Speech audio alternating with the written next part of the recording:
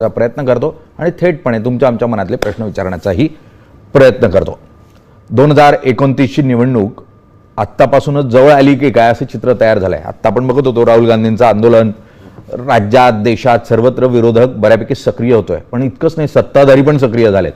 आणि याच सक्रियतेमध्ये सध्या चर्चेचा विषय मुंबई महाराष्ट्रामध्ये तो म्हणजे जे परप्रांतीय भय्ये म्हणवले जातात, जे रिक्षा चालक आहेत, टॅक्सी चालक आहेत, त्यांना महाराष्ट्र सरकारनं मराठी सक्तीची केली आहे, कारवाई सुरू झाली आहे। अभूतपूर्व अशा स्वरूपाची कारवाई पाहायला मिळते। मुळात इतकी वर्ष कायदा झाला मग अंमलबजावणी का झाली नव्हती हेच विचारायचं आहे। स्वतः परिवहन मंत्री आपल्या बरोबर आहेत, आपण त्यांच्याशी चर्चा करूयात। प्रताप सरनाईक साहेब, खूप खूप स्वागत। मुळात पहिलाच प्रश्न म्हणजे साधारण 36-38 वर्ष झाले होते हा कायदा होऊन की मराठी आलं पाहिजे प्रत्येक टॅक्सीवाल्याला, रिक्षावाल्याला। इतक्या उशिरा का कारवाई होते? आणि तुमच्या काळात कारवाई सुरू झाली म्हणून तुमचं अभिनंदन, पण इतका उशीर का लागला? ते पहिल्यांदा तर मी तुमचं एक वाक्य करेक्शन करतो। याचं तुम्ही परप्रांतीय भय्या असं म्हणालात। हा 1989चा कायदा आहे आणि त्या कायद्यान्वये मराठी भाषा अनिवार्य करण्यात आली। म्हणजे तुम्हाला बॅच देत असताना त्यात तरतूदच आहे की प्रवाशांशी संवाद साधत असताना तुम्हाला जो संवादात्मक मराठी आहे ती प्रवाशांशी तुम्हाला आली पाहिजे। आणि तुम्ही जो वाक्यप्रयोग केला त्यामध्ये असं आहे की फक्त उत्तर प्रदेशचेच लोक नाही आहेत, आपल्याकडे जम्मू काश्मीर पासून केरळ, तामिळनाडू, आंध्रा, कर्नाटका, गुजरात आणि उत्तर प्रदेश, बिहार, हिमाचल प्रदेश ह्या म्हणजे देशातल्या बहुतांश राज्यातले जी लोक आहेत ते रोजगारानिमित्तानं महाराष्ट्रात आलेले आहेत। मुंबई MMR क्षेत्रात ते काम करत आहेत। त्यामुळे फक्त एका राज्याचे ही लोक नाही आहेत, तर पूर्ण देशातले असल्या कारणानं त्यांना आपण पर्टिक्युलर एका राज्याचे असं म्हणणं योग्य ठरेल। आणि त्यामुळे माझं असं म्हणणं आहे, ही वस्तुस्थिती आहे की उत्तर प्रदेशातील आमच्या हिंदी भाषिकांचा फार मोठ्या प्रमाणात त्यामध्ये समावेश आपण केलेला आहे। परंतु मध्यंतरीच्या काळामध्ये काही कोणी एवढं लक्ष त्यामध्ये दिलं गेलं नव्हतं। परंतु माझ्याकडे काही तक्रारी आल्यात परिवहन मंत्री म्हणून की आपल्याच महाराष्ट्रातले खेड्यापाड्यातले, आदिवासी पाड्यातले जेव्हा मराठी जे पॅसेंजर होते ते रिक्षा टॅक्सीमध्ये जेव्हा बसायचे तेव्हा त्यांच्याबरोबर हिंदीमध्ये काय त्यांना मराठीच आपली मुंबई ठाण्यातली किंवा पुण्यातली जी मराठी आहे तीच येत नाही, कारण आपल्याकडे जिल्हानिहाय भाषा ही थोडी थोडी बदलत जाते। आणि त्यामुळे हिंदीचं आणि त्यांचा काही संबंधच नसायचा, मग त्यांना आपली मराठी भाषेत बरोबर येत नाही तर हिंदीमध्ये ते काय संवाद साधतील। आणि त्यामुळे वादविवाद झाले। वादविवाद झाल्यानंतर त्याचं पोलीस स्टेशनमध्ये अनेक तक्रारी दाखल झाल्या आणि मला अनेक सामाजिक संघटनांनी, अनेक आमदारांनी पत्र दिली की हे फार मोठ्या प्रमाणात चाललेलं आणि दिवसेंदिवस ह्या गाड्यांचं प्रमाणही वाढतंय। त्यामुळे मराठीशी जर संवाद कोणी साधत नसेल तर ते आपण कायदेशीर कारवाई करायला हवी। आणि मी ती कायदेशीर कारवाई करायला सुरुवात केली। मग काही सामाजिक संघटना, काही राजकीय पक्षाचे नेते, काही अमराठी जे नेते आहेत ते आले, त्यांच्याबरोबर बैठका झाल्या, त्यांनी मुदत मागितली। त्यांनी 3 महिन्याची मुदत मागितली। मी 1 मे ते म्हणजे महाराष्ट्र दिन ते स्वातंत्र्य दिन अशी 3.5 महिन्याची मुदत दिली। ते त्या गोष्टीला तयार झाले। मग मराठी शिकवायचं कोणी? तर कोकण मराठी साहित्य परिषद, मुंबई मराठी साहित्य संघ ह्या साहित्यिकांना आमंत्रित केलं। त्यांनी आनंद व्यक्त केला की चला आम्हाला ह्या मराठी पूर्ण अस्मिता आहे आणि ती मराठीची यशोगाथा जी आहे ती आपण जगभर पोहोचवतो, आपण महाराष्ट्रात का पोहोचू शकत नाही? त्यांनी 160 वर्ग उपलब्ध करून दिलेत। 1800 शिक्षक ह्या राज्यामध्ये विविध जिल्ह्यामध्ये 36 जिल्ह्यामध्ये जाऊन त्यांनी तैनात केले। MMR क्षेत्रामध्ये सगळ्यात जास्त शिक्षक दिले। आणि आनंदाची गोष्ट आहे की 1 मेला चालू केलेला हा शिवसेना प्रमुख बाळासाहेब ठाकरे यांच्या नावानं मराठी अभियान जे होतं ते जवळजवळ 1,65,600 हिंदी भाषिकांनी त्यामध्ये भाग घेतला आणि ते मराठी शिकले। आता एकूण जे लायसन्सधारी आहेत त्यातले किती टक्के हे मराठी बोलायला लागले? बघा, एकूण लायसन्सधारी 9 लाखाच्या वर आहेत। परंतु त्यातील महाराष्ट्रात राहणारे, मराठी भाषेवर प्रेम करणारे, मराठी भाषा आत्मसात करणारा आणि मराठी ही लोक सुद्धा फार मोठ्या प्रमाणात आहेत। ते 30 ते 40% आहेत। काही हिंदी भाषिक जे आहे ते इतर राज्यातून आलेले आहेत, त्यांची संख्या आम्ही जरी आज पकडत असेल तरी 4 लाखाच्या आसपास असण्याची शक्यता नाकारता येत नाही. त्यातील 1,65,000 लोकांनी आमच्याकडनं म्हणजे कोकण मराठी साहित्य परिषदेकडनं प्रमाणपत्र घेतलेलं आहे. त्यामुळे आम्ही ती मुदत दिली होती. 1989च्या कायद्यामध्ये फक्त 500 रुपयाचा दंड होता, पण 500 रुपयाचा दंड म्हणजे खुशी खुशीने दंड द्यायचे. मग मी काय केलं, 12 ऑगस्ट 2026ला लॉ अँड ज्युडिशियल डिपार्टमेंट कडनं नवीन कायदा केला. त्या कायद्यामध्ये पण नैसर्गिक न्याय दिला. म्हणजे पहिले काल मोहीम जी चालू केली, तुम्हाला 30 दिवसाची नोटीस, 30 दिवसामध्ये तुम्ही जर शिकलात तर सोन्याहून पिवळं आनंद आहे. तुम्ही जर नाही शिकू शकलात तर मग तुम्हाला 3 महिने तुमचा बॅच निलंबित करण्याची नोटीस. पण त्या 3 महिन्यामध्ये जर तुम्ही शिकला नाहीत तर मात्र आयुष्यभरासाठी तुमचा बॅच काय, लायसन काय, सगळंच रद्द.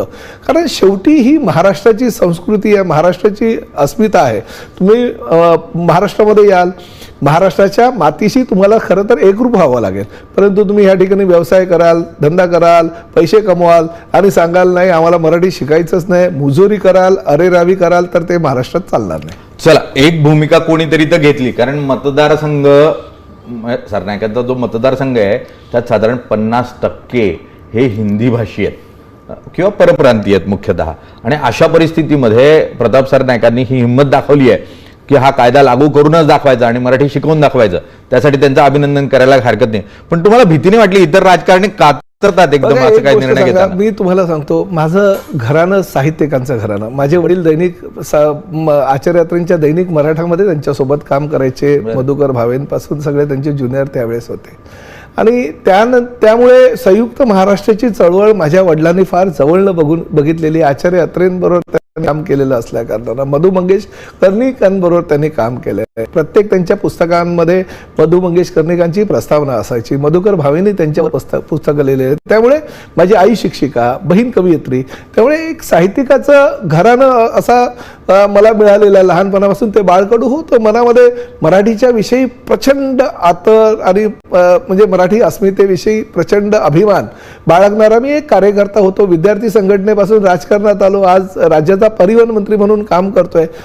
परंतु मी 4 टर्म विधानसभेचा सदस्य म्हणून राहिलो, 3 टर्म नगरपालिकेमध्ये नगरसेवक म्हणून राहिलेलो आहे. मतदारसंघ जरी मीरा भाईंदर आणि ठाणे हा वेगवेगळा असेल तरी मी युती असताना सुद्धा निवडून आलोय. 2009ला युती होती, निवडून आलो. 2014ला युती नव्हती तरी निवडून आलो. त्यावेळेस तर मोदी साहेबांची लाट होती तरी सुद्धा माझ्या मतदारसंघातनं मी निवडून आलो.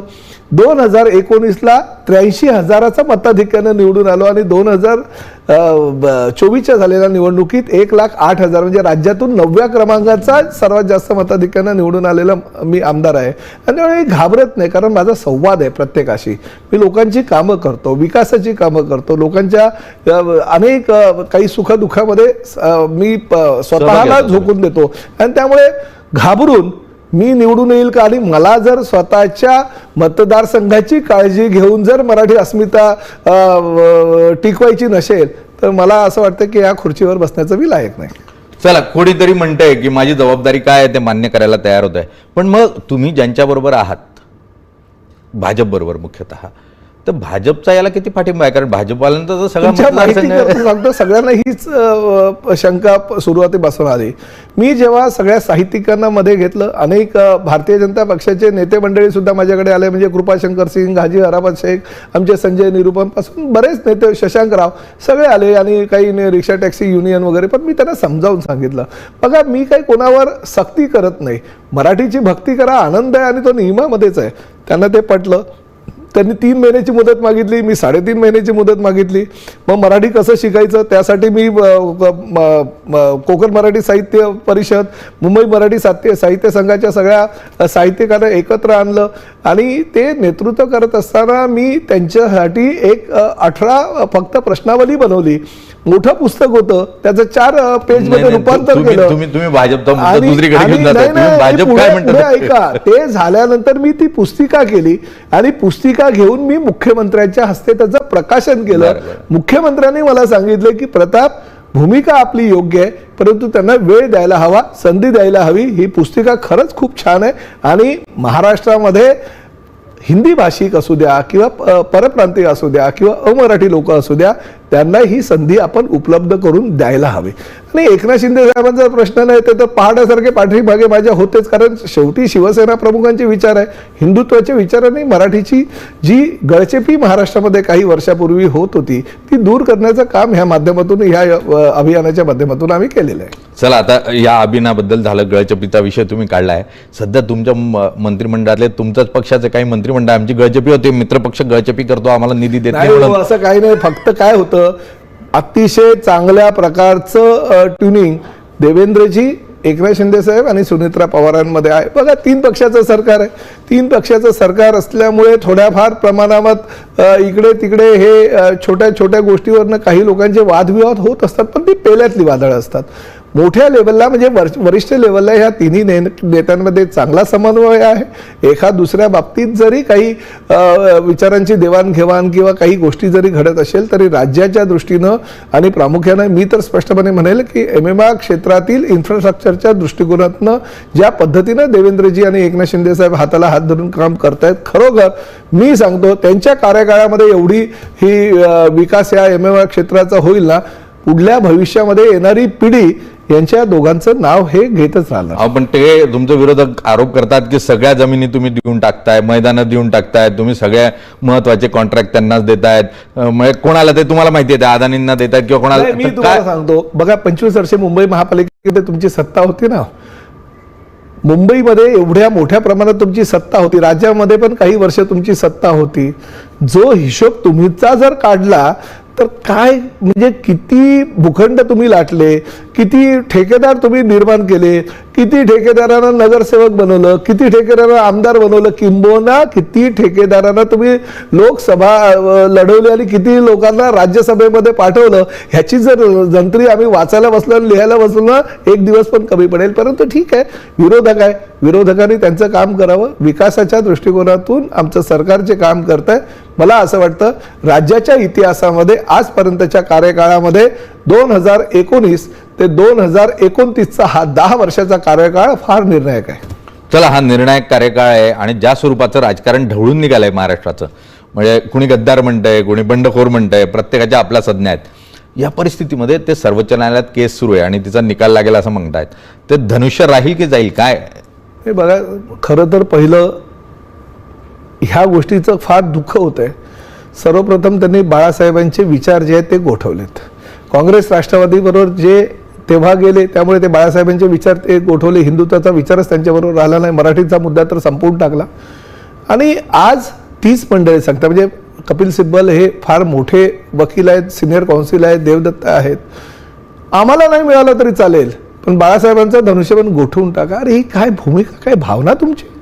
ठीक आहे, आम्हाला नाही मिळालं तर चालेल पण दुसरे जे शिवसेना आणि 4 अक्षरं आणि धनुष्यबाण घेऊन बाळासाहेबांचे विचार घेऊन एकनाथ शिंदे साहेब पुढे जात आहेत, त्यांचा धनुष्यबाण सुद्धा तुम्ही गोठवा. आणि त्याचबरोबर तुम्हाला ह्या गोष्टीची जाणीव सुद्धा असायला पाहिजे की 2022ला तुम्ही म्हणतायत की आमदार होते, त्यांच्याकडे फक्त 4 लाख शिवसैनिक होते किंवा सदस्य होते. अहो, आज एकनाथ शिंदे साहेबांच्या नेतृत्वाखाली 2024च्या निवडणुकीमध्ये लोकसभा आम्ही जिंकली, विधानसभेचं जे संख्याबळ होतं ते आमचं 1.5 पटीनं वाढलं, जिल्हा परिषदा, पंचायत समित्या, महापालिका सगळीकडे आमचे महापौर बसले, आमच्या जिल्हा परिषदेचे अध्यक्ष बनले, पंचायत समितीमध्ये आमचे सभापती बनले, नगराध्यक्ष झाले. आम्हाला जनतेनं दिलेला आहे, जनतेचा कौल आमच्या बरोबर आहे. न्यायालयाचा कौल काय लागेल तर आम्ही 2 तारखेपासून जेव्हा सर्वोच्च न्यायालयामध्ये आमची भूमिका आणि आमची बाजू आम्ही मांडू, पण जनतेनं आम्हाला कौल दिलेलं हे तुम्ही विसरून चालणार नाही तुम्हाला. नाही, पण माझं एक म्हणणं आहे की न्यायालयात पण कोणीतरी म्हटलं की जनतेच्या न्यायालयानं कौल दिलेला आहे. मग अशा प्रकरणांचा प्रत्येकाचा कौल आपण जर जनतेत जाऊन घ्यायला लागलो तर मग न्यायालय कशाला पाहिजे हा प्रश्न येतो. बघा, न्यायालय पाहिजेच, न्यायालयाने निर्णय दिलेला तो आम्हाला बंधनकारकच आहे, परंतु न्यायालयामध्ये फक्त त्यांची बाजू तुम्ही आतापर्यंत ऐकलेली ना. आणि कपिल सिब्बल तर तेच ते बोलत होते गेल्या 5 वेळा न्यायालयानं त्यांना आणि न्यायाधीशांनी संधी दिल्यानंतर सुद्धा. आमची भूमिका आहे ती आम्ही 2 तारखेपासून मांडू आणि आमची भूमिका मांडल्यानंतर न्यायालय जो निर्णय देईल तो आम्हाला बंधनकारक आहे, पण आमची भावना आणि आमची भूमिका तुमच्या समोर आम्ही स्पष्ट करतोय. अगदी प्रताप सरनाईक साहेब, ठाणं म्हणजे शिंदेचा गड अशा स्वरूपात ठाण्याकडे बघितलं जातं आणि मग कल्याण डोंबिवलीचा मतदारसंघ असेल, ठाणं असेल, मग लोकसभा मतदारसंघ असेल श्रीकांत शिंदेचा, तुम्ही त्याच भागातून येतात, अगदी मीरा भाईंदरपर्यंत तुम्ही नेतृत्व करता.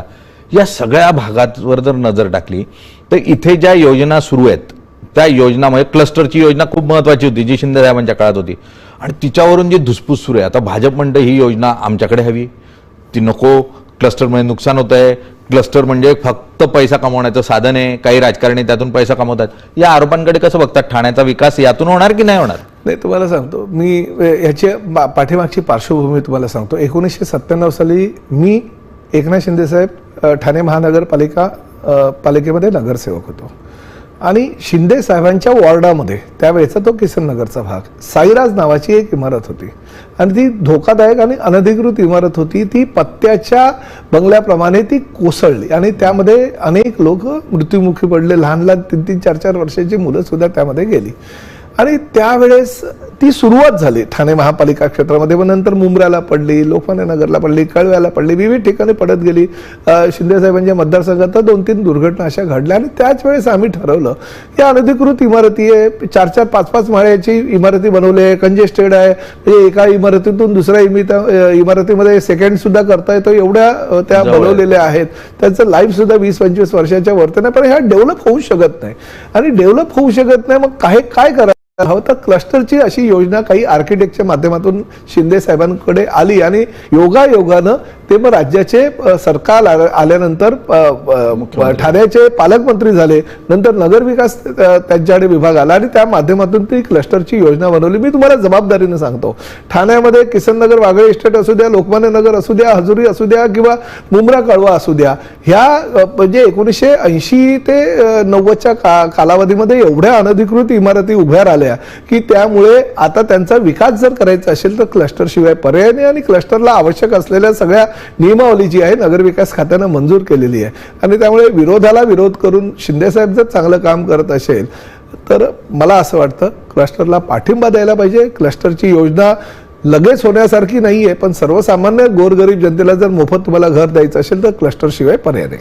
बरं, येत्या काळामध्ये तुम्ही आत्ता एनडीएचा भाग आहात आणि एनडीएच्या मंत्रिमंडळाचा विस्तार होणार आहे अशी चर्चा आहे. मग महाराष्ट्रातले मुख्यमंत्री दिल्लीत जाणार का अशी ही चर्चा आहे. तुम्हाला काही ठाऊक आहे काय म्हणजे मुख्यमंत्री जाणार आहेत? बघा, महाराष्ट्राचे मुख्यमंत्री दिल्लीत जावे का याबद्दल तर त्यांचं केंद्रीय नेतृत्व निर्णय घेत असतं, परंतु महाराष्ट्रामध्ये देवेंद्रजी अतिशय चांगल्या प्रकारचं काम करतात. त्यांच्या मंत्रिमंडळातील त्यांचं सहकारी म्हणून मी तुम्हाला स्पष्टपणे सांगतो.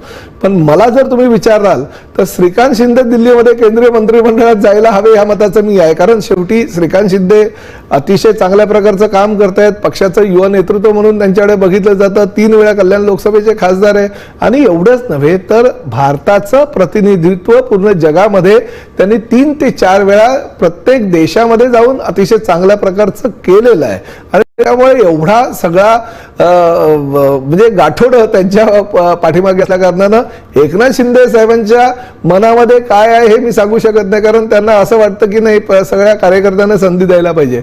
पण त्यांचा सहकारी म्हणून मला जर तुम्ही विचाराल तर श्रीकांत शिंदेना ते नेतृत्व द्यायला हरकत नाही. केंद्रात आपण श्रीकांत शिंदेना मंत्री करूयात, नवं नेतृत्व आहे, स्वतः डॉक्टर आहेत ते, त्यामुळे उच्च शिक्षित आहेत, संधी मिळायला काही हरकत नाही, दिली पण पाहिजे. 3 टर्म झालेल्या आहेत. पण मग मुख्यमंत्री जर इथेच असतील तर मग तुमच्या नेत्यांपैकी अनेक जण म्हणतात की आमचे मुख्यमंत्री होणार, शिंदे साहेब पुन्हा मुख्यमंत्री होणार, शिंदे मुख्यमंत्री. नेते अनेक जण काही मी पण म्हणतो, पण शेवटी पक्षाचा कार्यकर्ता, प्रत्यक्ष पक्षाचा शिवसैनिक मित्र म्हणून किंवा ते आमचे नेते म्हणून मलाही असं वाटतं एकनाथ शिंदे साहेबांनी राज्याचा मुख्यमंत्री व्हावा, परंतु मुख्यमंत्री होत असताना संख्याबळाला फार महत्त्व असतं. कुठलंही आम्ही युतीमध्ये त्या ठिकाणी बसलेलो आहोत. भारतीय जनता पक्षाच्या आमदारांपेक्षा आमचं संख्याबळ अर्ध्यापेक्षा थोडंसं कमीच आहे आम्ही 60 आणि 63 आमचं संख्याबळ आहे. 128 पर्यंत भारतीय जनता पक्षाचं संख्याबळ आहे. त्यामुळे संख्याबळानुसार त्यांचाच मुख्यमंत्री आहे. जे माझ्यासारखे शिवसैनिक, कार्यकर्ते, मित्र किंवा नेते असं म्हणतात, त्यांनी येणाऱ्या 2029च्या निवडणुकीमध्ये लोकसभेमध्ये जास्त मेहनत करावी, खासदार निवडून आणावे, विधानसभेमध्ये जास्त मेहनत करावी, अजून जास्त आमदार निवडून आणावे आणि मुख्यमंत्री पदावर दावा करावा या मतासाठी आहे. प्रताप सरनाईक, मला एक सांगा साहेब, की तुम्ही शिवसेना सोडली, मधल्या काळामध्ये 2 शिवसेना झाल्या, एकनाथ शिंदेकडे एक गेली, ठाकरेंकडे. तुम्ही कडवे शिवसैनिक होतात अनेक काळापासून, पवारांबरोबर पण होतात, नंतर तुम्ही शिवसेनेत आलात, आमदार झालात. उद्धव ठाकरेंबरोबर पण तुमचे जवळचे संबंध होते, तुमची मुलं आदित्य ठाकरे जवळचे मित्र होते, सहकारी होते. ठीक आहे, जे झालं राजकारण ते सगळं ठीक आहे, पण महाराष्ट्रात एक संस्कृती आहे की आपला संवाद कायम असतो. तुमचं बोलणं झालं उद्धव ठाकरेंशी मधल्या काळात काही? नाही झालं. याचं कारण मी बघा, माझे खरंच तुम्ही म्हणताय ही वस्तुस्थिती आहे, माझे कौटुंबिक संबंध होते किंवा मी आणि रश्मी वहिनी एकाच शाळेतले, एकाच वर्गातले, म्हणजे त्यामुळे, आणि माझी मोठी जी सून आहे ती आणि आदित्य हे एकाच वर्गातले, त्यामुळे तो काही विषय नाहीये. परंतु शेवटी हे कौटुंबिक नातं असताना आदित्य वगैरे भेटल्यानंतर आम्ही बोलतो. वरुण माझ्यावर, म्हणजे हे सगळे, कारण वरुणची आई आणि वरुणचे मामा सुद्धा आम्ही एकाच शाळेतले वगैरे, ते आमचं कौटुंबिक नातं आहे. परंतु शेवटी पक्ष आहे आणि पक्षाची जी भूमिका आहे, ज्या पक्षाचा मी नेता आहे त्या पक्षाची भूमिका मला न्यावीच लागणार. कारण शिंदे साहेब सुद्धा आम्ही एकत्रितपणे महापालिकेमध्ये नगरसेवक, ते आज आमदार म्हणून, म्हणजे 30 वर्ष तेही आणि आम्ही सोबत आहोत. परंतु शेवटी ह्या गोष्टी जेव्हा विचार आपण करतो तेव्हा स्वतःच्या नातेसंबंधापेक्षा पक्षहित आणि पक्षाची भूमिका ही महत्वाची असते आणि मी पक्षहित आणि पक्षाची भूमिका आज पाळतोय. चला, पक्षाचं हित तुम्ही जपताय आणि तुम्ही लॉयल शिवसैनिक आहात, मराठी, अगदी महाराष्ट्र याच्या संदर्भातला तुमचा विचार अत्यंत स्पष्ट आहे. पण या परिस्थितीत जर उद्या गरज लागली, समजून घ्या, आणि मातोश्रीचाही होकार मिळाला आणि शिंदे साहेबांचाही होकार मिळाला, तर 2 शिवसेना एकत्र येऊ शकतात का? बघा, एक गोष्ट मी तुम्हाला सांगतो, जर राजकारणामध्ये जर तर हे कायम असतं, एकनाथ शिंदे साहेब जी भूमिका घेईल ती भूमिका आमच्या सगळ्यांना मान्य असते. बर, जर त्यांना काही योजना वाटली की नाही हे आणावं लागेल तर ते आमच्या पुढे प्रस्ताव ठेवतील आणि आम्ही त्याला मंजुरी देऊ. बघा, असं तरी कुठे कोणाला वाटलं होतं की शिवसेना, राष्ट्रवादी, काँग्रेस एकत्र येईल आणि हे महाविकास आघाडीचं सरकार राज्यामध्ये येईल असं कोणाला वाटलं होतं त्यावेळेस? पण त्यावेळेस उद्धव साहेबांनी निर्णय घेतला. आम्ही, म्हणजे एकनाथ शिंदे साहेब तर मंत्रिमंडळामध्ये सहकारी होते, आम्ही पण मान्य केलं. परंतु अशा काही युत्या आघाड्या किती काळ, किती दिवस, किती वर्ष टिकतात हा सुद्धा महाराष्ट्राचा इतिहास आहे की असं काही जास्त वेळ टिकत नाही. ठीक आहे, चला भविष्यामध्ये, कारण महाराष्ट्राची संस्कृती आहे आणि 2 शिवसेना आहेत, शेवटी मागे सेना लागलेली आहे आणि दोघांचा इतिहास हा बाळासाहेबांपासून सुरू होतो, त्यामुळे नाळ एक आहे, ही नाळ काही तुटणार नाही हे स्पष्ट आहे. आता भविष्य काय होणार, कारण 2 राष्ट्रवादी एकत्र येण्याची शक्यता आहे, लवकरच त्या संदर्भात आपल्याला सुतवाच होताना पाहायला मिळू शकतो. त्यामुळे शिवसेना जर एकत्र आल्या 2 तर काय, हाही प्रश्न सध्या विचारायला काही हरकत नाही.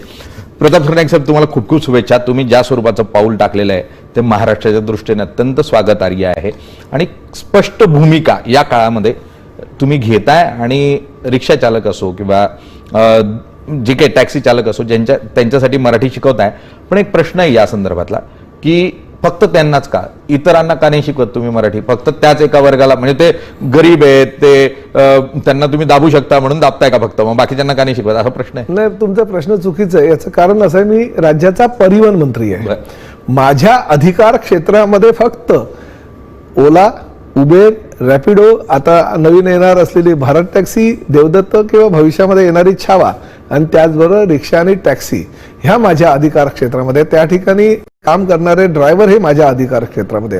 हा, मी मराठी भाषेचा मंत्री असतो तर मग तुमचा प्रश्न आणि तुमच्याच सरकार नाही, आमचं सरकार आहे आणि मराठी भाषेच्या शिवसेनेकडे तो विभाग, मराठी भाषेच्या मंत्र्यांनीच अनुदान दिलं म्हणून राज्यामध्ये आम्ही 1800 साहित्यिक शिक्षकाच्या रूपाने नेऊ शकलो आणि 180 कार्यशाळा आम्ही निर्माण केल्या.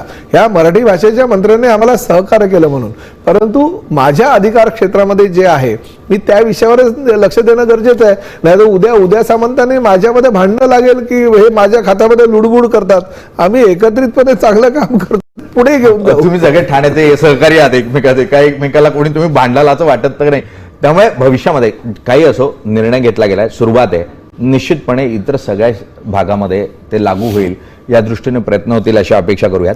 आणि एक संस्कृती, मुळात भाषा ही संस्कृतीचं प्रतीक असतं आणि त्यातून जी परप्रांतीय संस्कृती आहे, ज्यातून मग कधीतरी बलात्कारासारखी प्रकरणं होतात, अनेक वेळेला लहान मुलींची छेड होते किंवा असंस्कृत असं स्वरूपाचं वातावरण तयार होतं, ही असंस्कृतपणा जी आहे तोही कमी करायला निश्चितपणे भाषा मदत करू शकते.